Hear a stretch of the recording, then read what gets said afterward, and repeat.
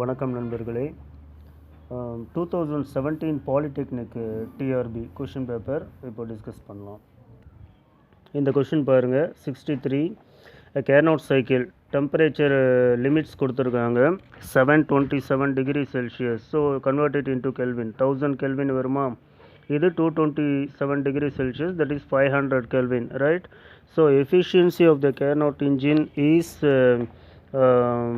TH minus TL divided by TH, 1000 minus 500 divided by 1000, so that is 50%, right? This is Carnot cycle efficiency. Next, 62 question பாருங்க. Which one of the following represents unavailability? Unavailability அப்படிங்கிறது irreversibility அப்படின்னு சொல்லுவாங்க. That is nothing but the difference between maximum work and actual work.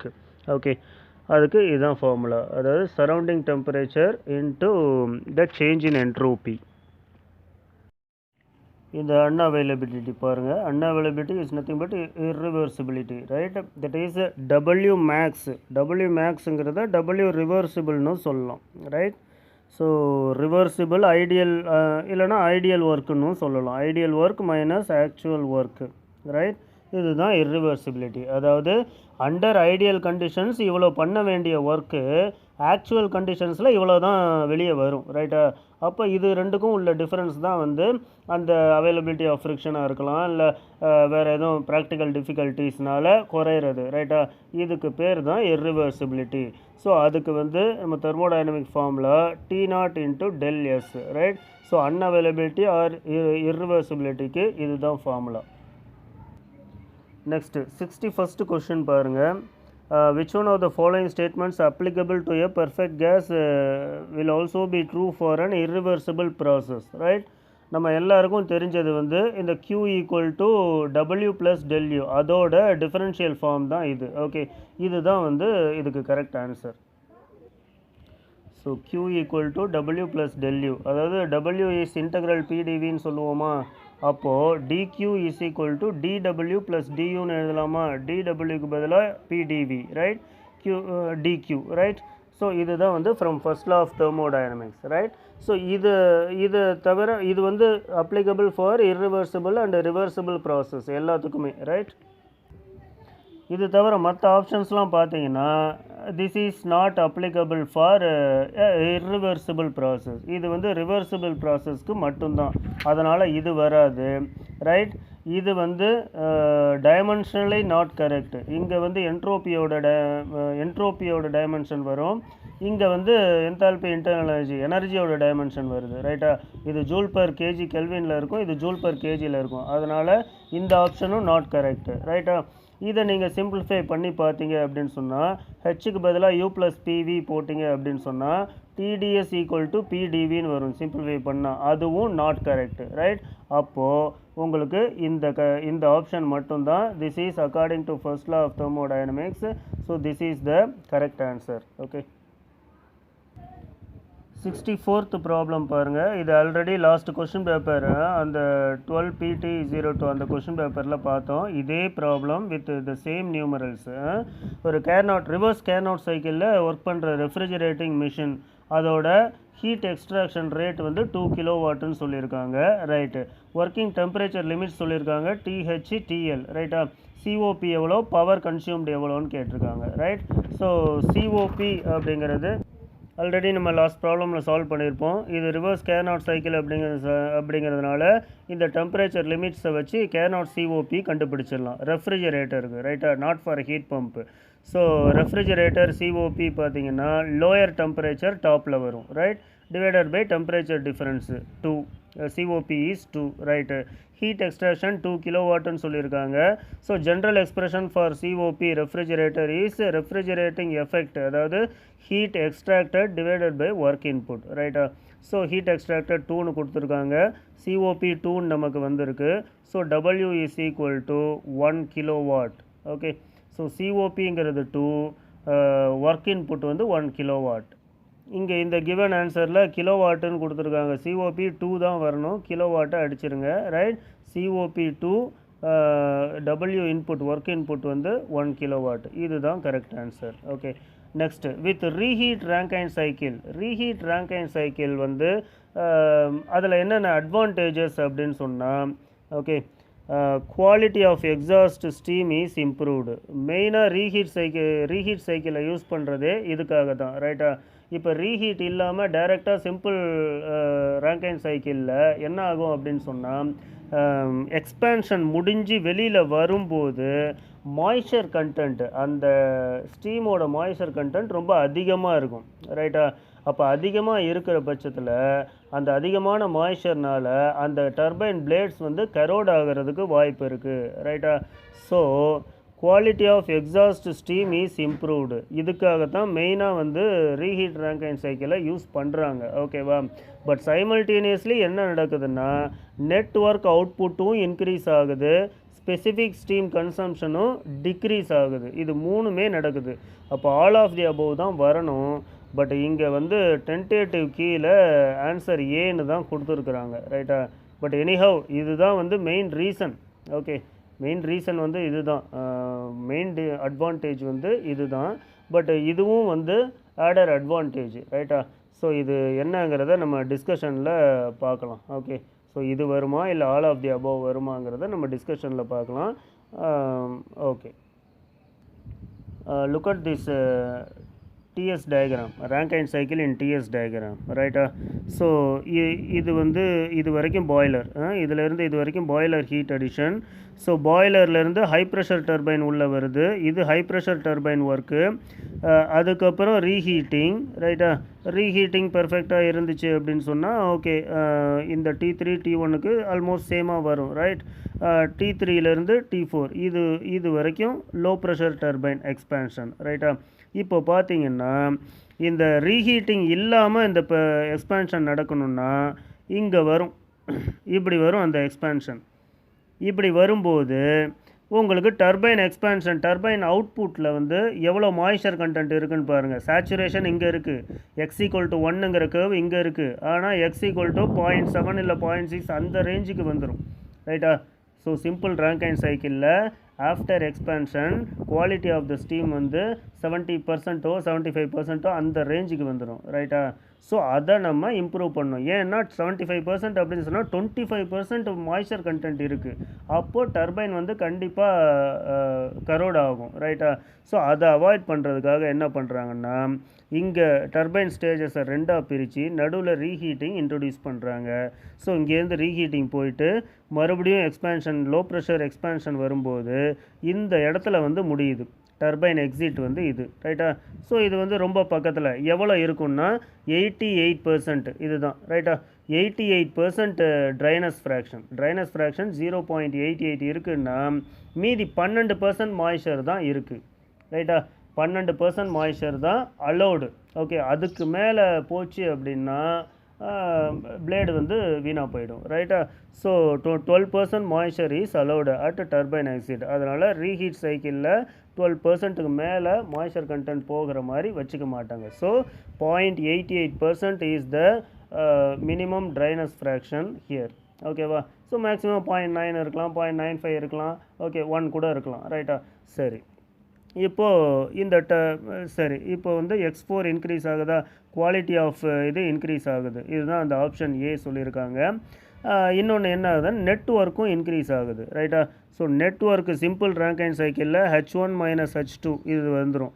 But இதில் பார்த்தீங்கன்னா H1 - H2 plus H3 - H4. So net work output வந்து increase ஆகிருக்கு, ரைட்டா? Net work output increase ஆகிறதுனால specific steam consumption, net work output increase ஆகுது, ரைட்டா? Quality of steam வந்து increase ஆகுது. ஸ்பெசிஃபிக் ஸ்டீம் கன்சம்ஷன், ஏன்னா specific steam consumption is mass flow rate of steam divided by W net, right, into 3600 kg per kilowatt hour. So mass flow rate of steam வந்து kg per second இருந்துச்சுன்னா இந்த 3600 கண்டிப்பாக போடணும், right?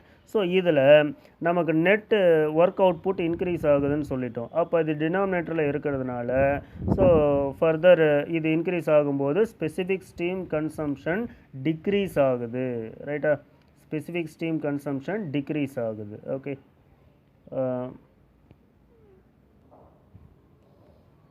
Right. Okay, இது மூணுமே அந்த all of the above option வரதுக்கு வாய்ப்பு இருக்குங்கிறது இதனால தான் சொன்னேன். ரைட்டா? ஓகே, நெக்ஸ்ட்டு கொஷின் நம்பர் 106 பாருங்கள். From the consideration of the erosion of blades in the later stages of a steam turbine, the maximum moisture content at the turbine exhaust is limited to. நம்ம அதுதான் பார்த்தோம். இந்த ரீஹீட்டு Rankine cycle எதுக்காக அப்படின்னா moisture கண்டென்ட்டை வந்து குறைக்கிறதுக்கு. எவ்வளோ இருக்கலாம் மாய்ஸ்சர் கண்டென்ட்னா 12% இருக்கலாம். ரைட்டா? 88ன்னு போட்டுறக்கூடாது. அதாவது எக்ஸ் வந்து 88, ட்ரைனஸ் ஃப்ராக்ஷன் தான் 88%. ரைட்டா?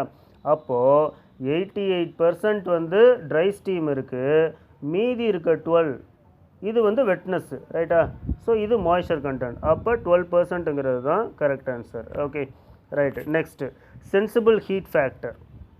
Sensible heat factor is defined as என்ன அப்படின்னா sensible heat divided by total heat. ரைட்டா? sensible heat divided by total heat. Total heat is the summation of sensible heat and latent heat. ரைட்டா? இப்போ sensible heatங்கிறது temperature மட்டும் increase ஆகிறது இல்லை decrease ஆகிறது. Okay, sensible heat. Okay, latent heatங்கிறது only phase change நடக்கிறது அட் கான்ஸ்டன்ட் டெம்பரேச்சர். அதை ஞாபகம் வச்சுக்கணும். Right? Okay, next problem 108. A system is composed of a gas contained in a cylinder fitted with a piston. Right? State 1ல energy இவ்வளோ இருக்குது. Energy is nothing but internal எனர்ஜின்னு வச்சுக்கோங்க. E1க்கு பதிலாக U1 போட்டுக்கலாம். ரைட்டா? Energy is 75 kilo joule. State 2ல energy is -25 kilo joule. Right? சரி, இப்போ சேஞ்ச் இன் எனர்ஜி எவ்வளோ, அதாவது change in internal எனர்ஜிங்கிறது U2 - U1 தான் வரணும். ரைட்டா? சரி, அதை பார்த்துங்க. During the expansion, the gas does 60 kilojoule of work on the surroundings. அப்போது ஒர்க் வந்து பாசிட்டிவாக நெகட்டிவான்னு கேட்டால் பாசிட்டிவ். அதாவது work is done by the system on the surroundings. ரைட்டா? இதை தப்பாக நினச்சிக்க கூடாது. சிஸ்டம் வந்து ஒர்க்கை வந்து பண்ணுது, ஒர்க்கு வந்து சரௌண்டிங்ஸுக்கு வெளியில் வருதுன்னு அர்த்தம். ரைட்டா?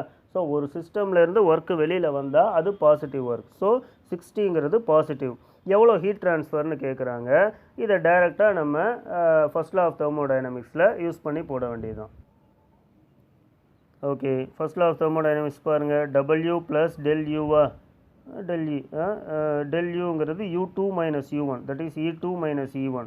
ஸோ E2 - E1 -25 -75ன்னு போட்டுருங்க. ஓகே, Wங்கிறது பாசிட்டிவ் தான், அது சொல்லியாச்சு. Work done by the system on the surroundings இது. ஸோ 60 + எவ்வளோ, 60 - 100. So -40 kilojoule is the heat transfer. ரைட்டா? ஸோ மைனஸில் வர்றதுனால ஹீட் வந்து ரிஜெக்ட் ஆகுது. ஸோ இது மாதிரி கூட கேட்கலாம். ஹீட் சப்ளை ஆகுதா ரிஜெக்ட் ஆகுதான்னு கேட்கலாம். ரைட்டா? Heat rejected. So option B is the correct answer, -40 kilojoules. Question 109 பாருங்கள். In an ideal air standard cycle is shown in the figure. TS diagram கொடுத்துருக்காங்க, அதுக்கு கரஸ்பாண்டிங் PV டயக்ராம் என்னங்கிறத சொல்லணும். ரைட்டா? சரி, டிஎஸ் டயக்ராமில் ஃபஸ்ட்டு 1 to 2 ப்ராசஸ் பாருங்கள். 1, 2 process வந்து temperature கான்ஸ்டண்ட்டாக இருக்கா? So isothermal process. ஐசோதெர்மல் ப்ராசஸ்ங்கிறது உங்களுக்கு PV டயக்ராமில் இப்படி வரணும். ரைட்டா? அதாவது ஃப்ளாட்டாக வரணும், நியரர் டு ஹரிசான்டல். அது ப்ரீவியஸ் வீடியோவில் சொல்லியிருப்போம். அதாவது ஹரிசான்டலுக்கு நியரராக இருந்தால் அது ஐசோதெர்மல், வெர்டிக்கலுக்கு நியரராக இப்படி இருந்தால் அது ஐசன்ட்ரோபிக். ரைட்டா?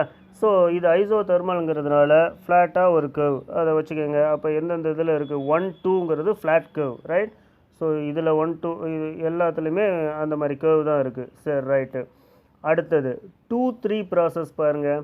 இந்த கர்வ் டிஎஸ் டயக்ராமில் இந்த கர்வ் ஒன்று ப்ரெஷர் கான்ஸ்டண்ட்டாக இருக்கும், இல்லை வால்யூம் கான்ஸ்டண்ட்டாக இருக்கும். ரெண்டுமே ஒரே மாதிரி கர்வ் தான். ரைட்டா? இதில் வந்து ஸ்லோப்பை கண்டுபிடிக்க முடியாது. ஏன் அப்படின்னு சொன்னால் இது ஒரு கர்வ் தான் இருக்குது. ரைட்? ஸோ 2, 3ங்கிறது ஒன்று கான்ஸ்டன்ட் ப்ரெஷராக இருக்கலாம், இல்லை கான்ஸ்டன்ட் வால்யூமாக இருக்கலாம். பாருங்கள், 2, 3 கான்ஸ்டன்ட் ப்ரெஷர் இருக்கா? ப்ரெஷர் கான்ஸ்டண்ட்டாக இருக்குது இதில். சரி, இதை அப்படியே வச்சுக்கோங்க. கான்ஸ்டன்ட் வால்யூமாக இருக்க வாய்ப்பு இருக்கா? 2, 3 கான்ஸ்டன்ட் வால்யூம் ப்ராசஸ்க்கு இங்கே போடவே இல்லை. அப்போது இந்த 3ம் கிடையாது. இதுதான் 2 3 கான்ஸ்டன்ட் வால்யூம் ப்ராசஸ். இது கான்ஸ்டன்ட் வால்யூம் கர்வ் தான், ரைட்டா? Constant volume V equal to constant. 3 to 1 ஐசென்ட்ரோபிக்கா, 3 to 1 என்ட்ரோபி கான்ஸ்டண்ட்டாக இருக்குது, அப்போ isentropic. So isentropic curve. So this is the correct answer, right? So இந்த ரெண்டு கர்வ் பாருங்கள், இது isentropic PV power gamma equal to constant, இது isothermal PV equal to constant. இது ஹரிசாண்டலுக்கு நியரராக இருக்குது, இது வெர்டிக்கலுக்கு நியரராக இருக்குது, இது ஹரிசாண்டல். ஓகேவா? Right, that's all. சார் இந்த ஆப்ஷன்ஸ்லாம் வந்து எதுவும் கரெக்ட் இல்லை. ஓகே, இதுதான் கரெக்டு, பார்த்துக்கோங்க. ஓகே, கொஸ்டின் நம்பர் 16 பாருங்கள். Which of the following is not a point function of the system, right? Point ஃபங்க்ஷனுங்கிறது இட் இஸ் அ ப்ராப்பர்ட்டி, ரைட்டா?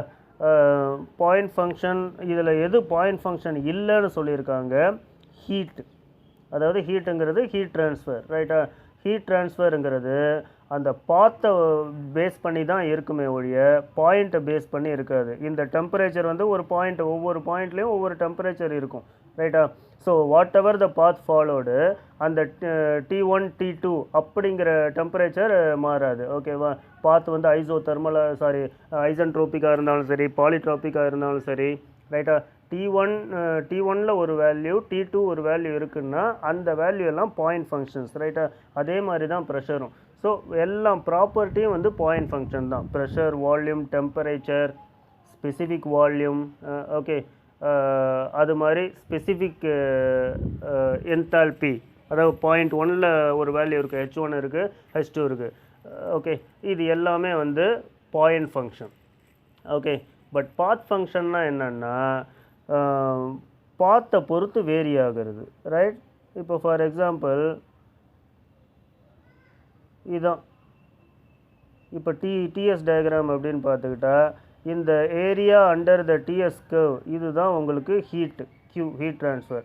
அப்போது இந்த பாத் இந்த பாயிண்ட்லேருந்து இந்த பாயிண்ட் வரைக்கும் இந்த பாத்தை ஃபாலோ பண்ணுச்சுன்னா Q அதிகமாக வரும், இந்த பாத்தை ஃபாலோ பண்ணிச்சுன்னா Q இன்னும் கம்மியாக வரும். ஸோ பாத்தை பொறுத்து இந்த வேல்யூ வேரி ஆகிறதுனால இது பாத் ஃபங்க்ஷன், இது பாயிண்ட் ஃபங்க்ஷன் கிடையாது. இது மூணுமே point function, right?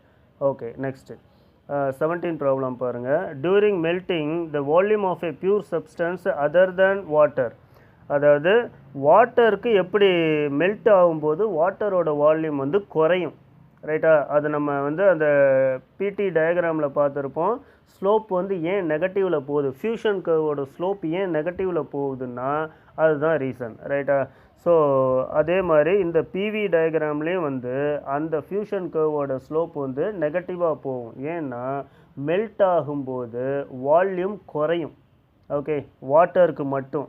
But other than வாட்டர்னு கேட்டிருக்காங்க. Substance other than water melt ஆகும்போது வால்யூம் இன்க்ரீஸ் ஆகும், right? B is the correct answer. இப்போ இதுதான் அந்த PT diagram for water and other substances, ரைட்டா? ஸோ இது வந்து வாட்டருக்கு ஒரு மாதிரி வேரி ஆகும், வாட்டரை தவிர மற்ற எல்லா சப்ஸ்டன்ஸுக்கும் வேறு மாதிரி வேரி ஆகும். இந்த ஃபியூஷன் கர்வ் பாருங்கள், சாலிட்லேருந்து லிக்விடாக மாறும்போது இதுதான் மெல்ட்டிங், ரைட்டா? ஸோ மெல்ட்டிங் கர்வ் வந்து நெகட்டிவில் போகுதா? ஓகே, ஸோ மெல்ட் ஆகும்போது அக்கார்டிங் டு த ப்ரெஷர் உங்களுக்கு டெம்பரேச்சரும் குறையுது, வால்யூமும் குறையுது, ரைட்டா? மெல்ட் ஆகும்போது வால்யூம் குறையும். பட் அதர் தேன் வாட்டர் சப்ஸ்டன்ஸுக்கு பாசிட்டிவாக இருக்குது இல்லையா?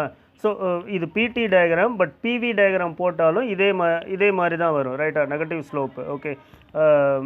சாலிட் டு லிக்விட் ஃபியூஷன் ஆகும்போது இது பாசிட்டிவாக இருக்குது. ஸோ அப்போது வால்யூம் வந்து இன்க்ரீஸ் ஆகும், மெல்ட் ஆகும்போது வால்யூம் இன்க்ரீஸ் ஆகும் அதர் தேன் வாட்டருக்கு, சப்ஸ்டன்ஸ் அதர் தேன் வாட்டருக்கு. பட் ஐஸை மெல்ட் பண்ணும்போது வாட்டராக மாறுது இல்லையா? அப்போ வால்யூம் கண்டிப்பாக குறையும். இது உங்களுக்கு தெரியும், இதை மட்டும் ஞாபகம் வச்சுக்கலாம், ரைட்? ஐஸ் இப்போ வாட்டரை வந்து ஃப்ரீஸ் பண்ணோம் அப்படின்னு சொன்னால் அதோட வால்யூம் இன்க்ரீஸ் ஆகும், அந்த ஐஸை மெல்ட் பண்ணோன்னா வால்யூம் டிக்ரீஸ் ஆகும், அப்படிங்கிறத மட்டும் ஞாபகம் வச்சுக்கோங்க.